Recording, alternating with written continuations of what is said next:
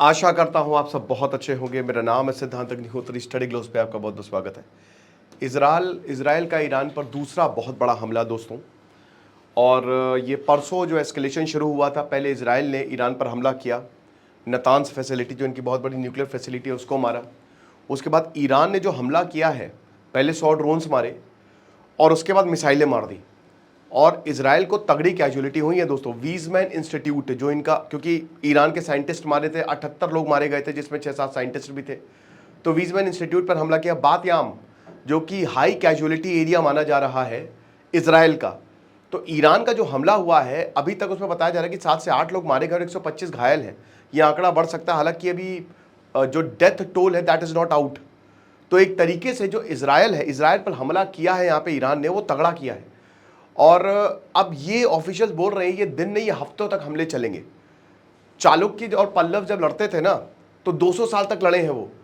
पहले उन्होंने मारा, फिर उन्होंने मारा, फिर उन्होंने मारा। ये कहीं it has to be stopped somewhere.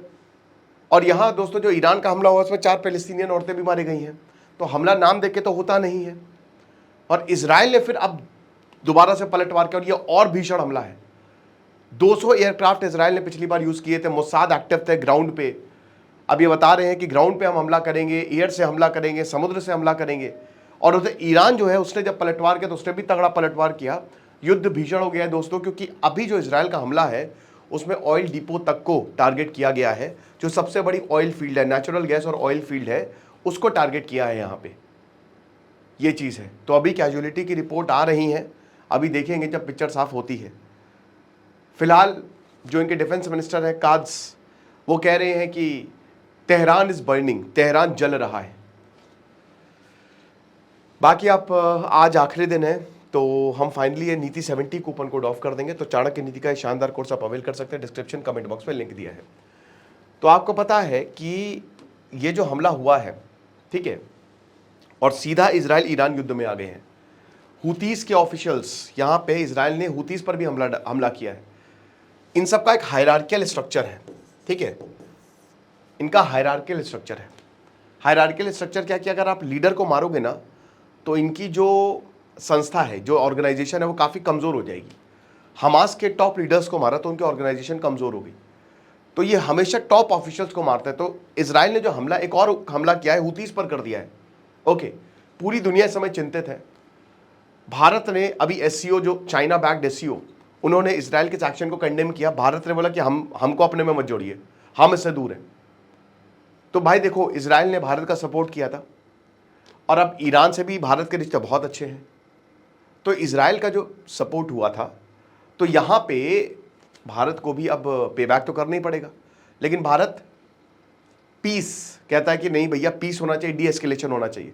खुले तौर पे हम इजराइल का सपोर्ट नहीं कर रहे हैं, लेकिन वही है ना कि जब बात रशिया की आई थी, हमने खुले तौर पे ना रशिया का सपोर्ट किया, ना यूक्रेन का सपोर्ट किया, हमने पीस का सपोर्ट किया। सेम यही हमको देखने को मिल रहा है, भारत पीस का सपोर्ट कर रहा है। लेकिन अगर कोई रेजोल्यूशन पास होता है इजराइल के लिए, तो शायद भारत उसमें हिस्सा ना ले। और ये हमको एससीओ में देखने को मिल गया। एससीओ का जो स्टेटमेंट था, उसमें भारत ने डिस्कशन में पार्टी नहीं था, भारत ने अपना कोई डिस्टेंस कर लिया, इंडिया डिस्टेंस इटसेल्फ, कि ना हम नहीं इसमें हिस्सा लेने वाले। तो ये चीज़ है। तो फिलहाल इजरायली डिफेंस फोर्सेज जो है वो इस समय डिफेंस पे नहीं है, इस समय ऑफेंस पे है, ठीक है ना। और जब ईरान ने हमला किया था तो ये बात तो तय थी कि अब इजराइल और खतरनाक हमला करेगा। और ऑयल फैसिलिटी और इनके जो 31 प्रोविंस है, ये ईरान ने खुद बोला है कि ईरान के जो 31 प्रोविंस है उसमें 18 प्रोविंस पे, मतलब आधे से ज़्यादा प्रोविंस पे जो है वो इजराइल ने हमला किया है। और इनकी जो न्यूक्लियर वेपन प्रोग्राम है, क्योंकि इजराइल कहता है कि हमारे लिए थ्रेट टू सर्वाइवल है, आप ये देख सकते हैं, ठीक है ना। ये देखिए, ये ईरानियन मिसाइल जो है वो ये हिट हुई थी, ठीक है ना, ये ईरानियन मिसाइल हिट हुई थी। तो ये आयरन डोम जो इनका फेल कर गया है दोस्तों। आयरन डोम जो है, भारत का जो डिफेंस सिस्टम है, उसने बहुत ही शानदार 100% एक्यूरेसी दिखाई है। लेकिन इजराइल का जो आयरन डोम है दोस्तों, वो इस मिसाइल को डॉज नहीं कर पाया। और बताया जा रहा है कि इजराइल की डिफेंस फैसिलिटी पे हमला हुआ है। तो ये 100% इफेक्टिव नहीं है इजराइल का आयरन डोम, सी डोम, आयरन डोम जो इनका एयर डिफेंस सिस्टम है, ठीक है। अब आईडीएफ ने ये बोला है कि देखिए, हमने इनका शहरान ऑयल फैसिलिटी जो है वो खत्म कर दी है। ऑपरेशन राइजिंग लायन जो चल रहा है, मुझे लगता है कि ऑपरेशन सिंदूर से काफ़ी हद तक जो है, अच्छा लायन जो है ना, शेर जो है, ये दिखाया जाता था क्योंकि ईरान की अगर रिजीम की बात करते हैं या तो दोनों में शेयर बड़ा इंपॉर्टेंट रहा है, ठीक है, तो बहुत ही सोच समझ के नाम भी रखा गया है। तो ये जो अटैक्स हैं they closely follow the heels of Israel earlier operation, कि अब इसका पार्ट 2 और उधर ऑपरेशन ट्रू प्रॉमिस पार्ट 3, ठीक है ना, कि सच्चा प्रॉमिस तुमको हम कर रहे हैं कि इजराइल को तबाह कर देंगे।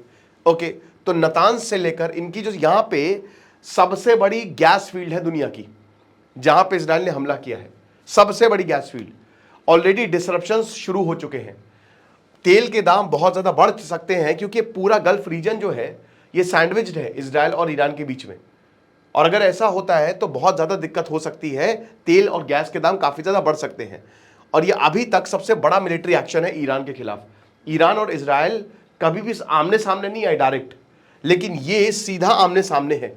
अब जाहिर सी बात है दोनों के बॉर्डर शेयर नहीं करते, लेकिन एक जो गलियारा बनाया हुआ है ईरान ने, है ना, उससे अटैक हो सकता है। और अमेरिका ने भी बहुत सारे एयर बेसेस बनाए हुए हैं, तो ऐसा नहीं है कि दोनों देश जो हैं वो एक दूसरे की बॉर्डर पे पहुंच नहीं सकते।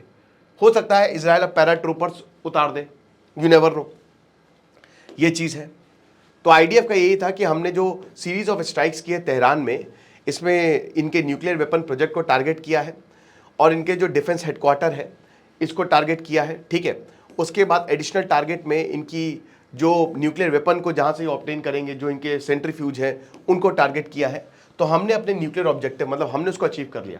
फिर उसके बाद ईरान ने इजराइल को फिर से चेतावनी दी है और यही बोला है कि देखिए आप ये जो कर रहे हैं इसका बदला तो बिल्कुल लिया जाएगा।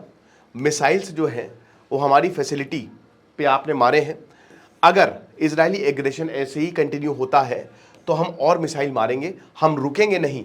तो दोस्तों वही बात है ना कि ये एक्सपोनेंशियली कोई रुकने वाला नहीं, उधर ना इजराइल रुकेगा ना ईरान रुकेगा, ठीक है।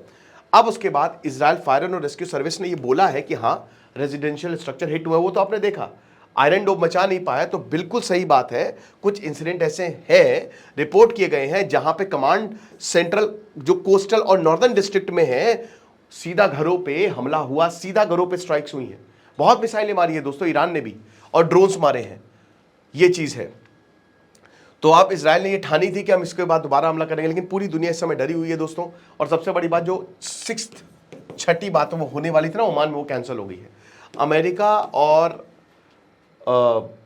ईरान के बीच में बातें कैंसिल हो गई, लेकिन अब दूर दूर तक पीस तो रहेगा नहीं। तो मुझे लगता है कि देखिए गाजा तो एक अलग था, ठीक है, गाजा में हमास था, छोटा सा है वो, वॉर चला लिया आपने 1 साल तक, लेकिन ईरान बहुत बड़ा है और ईरान के प्रॉक्सीज हैं हर जगह। लेबनान में कहीं ना कहीं इजराइल को पीछे हटना पड़ा था, तो कहीं ऐसा ना हो कि इजराइल को वॉर लेने के देने पड़ जाए, और हो भी सकता है कि इजराइल बहुत तगड़े से वॉर करे और रिजीम चेंज हो जाए, कुछ भी हो सकता है। लेकिन आप ये मान के चलिए, जैसा कि यहाँ पे सीनियर ऑफिशियल्स कह रहे हैं कि ये वॉर दिनों तक नहीं चलेंगे, ये वॉर हफ्तों तक चलेगा। और दोस्तों अब ये वॉर ही है एक तरीके से, आजकल कोई वॉर डिक्लेयर नहीं करता है कि युद्ध हमने डिक्लेयर कर दिया। भारत का भी ऑपरेशन सिंदूर एक तरीके से 4 डे वॉर था, अब वॉर बदल गया है, कन्वेंशनल वॉर। वो भूल जाइए कि अब सेनाएं जो है इधर से उधर जाएंगी, अब ड्रोन से हमले होंगे, ड्रोन वॉरफेयर आ गया है। और अजीब बात यह है कि 2025 तो यार मतलब भयानक साल साबित हो रहा है। 2025 में क्या नहीं देख ले, तीनों कॉन्फ्लिक्ट एक साथ आ गए, पहले इंडिया और पाकिस्तान, फिर रशिया यूक्रेन, और अब ये जिनकी वजह से वॉर हो सकती थी, वर्ल्ड वॉर 3 हो सकती थी, वो सब यहां पे आए हैं, ठीक है। अमेरिका ने बोला है कि हम कमिटेड है जो भी टॉक्स, और हम यही जो बातें होने वाली हैं उनको लेकर हम पॉजिटिव हैं, और हम यही उम्मीद करते हैं कि ईरान जो है जल्द से जल्द टेबल पर आएगा। और ईरान ने बोला कि देखिए अब कहने सुनने को बाकी क्या रहा है, कोई टॉक्स नहीं होगी। इधर आप बातें करते हो, पीठ पीछे हमारा छुरा भोगते हो, तो ये नहीं होगा। चाइना बिल्कुल सपोर्ट कर रहा है यहाँ पे ईरान को, चाइना भर भर के ईरान को वेपन सप्लाई कर रहा है, इसमें कोई दिक्कत नहीं। और चाइना के फॉरेन मिनिस्टर ने यह भी बोला है कि ये बहुत ही बड़ा थ्रेट है। अच्छा, अब क्योंकि न्यूक्लियर फैसिलिटी पे हमला है, एक रिपोर्ट ये भी आ रही है कि यहाँ पे रेडिएशन लीक हुआ है, लेकिन उसके बारे में कंफर्म नहीं है। न्यूक्लियर फैसिलिटी पे हमला मतलब ये है कि रेडिएशन हो सकता है, न्यूक्लियर लीक हो सकता है, तो एक न्यूक्लियर डिजास्टर हो सकता है जो कि सबके लिए डेंजरस होगा, बहुत डेंजरस होगा। तो वही चाइना ने भी बोला है कि डेंजरस है, यूरोपियन डिप्लोमेट्स ने भी बोला है कि ब्रॉडर रीजनल कॉन्फ्लिक्ट में तब्दील हो सकता है। 2 दिन का ऑफेंसिव है, उसमें काफ़ी ज़्यादा डेथ्स हुई है दोस्तों। इसमें ईरान को बहुत ज़्यादा नुकसान पहुंचा है, इजराइल को इतना नुकसान नहीं पहुंचा, लेकिन ईरान की यहाँ पे कमर तोड़ के रख दी है। तो ना ही अब इजराइल कह रहा है कि आप हमारे पास चाह रही क्या था, ईरान ने क्या चॉइसेस छोड़ी थी। लेकिन दोस्तों ये ईरान को कहना चाहिए कि इजराइल ने और अमेरिका ने हमारे लिए क्या चॉइसेस छोड़ी थी। तो दोनों ही जो है देश वो आपस में भिड़े हुए हैं, और तेहरान इज बर्निंग, ये इजराइल का आज का स्टेटमेंट था। अब देखते हैं क्या होगा आगे, जो भी होगा मैं अपडेट आपको बताऊंगा। बाकी चाणक्य नीति का जो कोर्स है उसकी लास्ट डेट है आज हम नीति 70 कूपन कोड ऑफ कर देंगे तो 2-3 महीने बाद सेल आएगी। तो अगर आपको कोर्स को अवेल करना है तो आज ही अवेल कर लें। कुछ रहे पढ़ते रहे, इधर से सिद्धांत अग्निहोत्री साइनिंग ऑफ।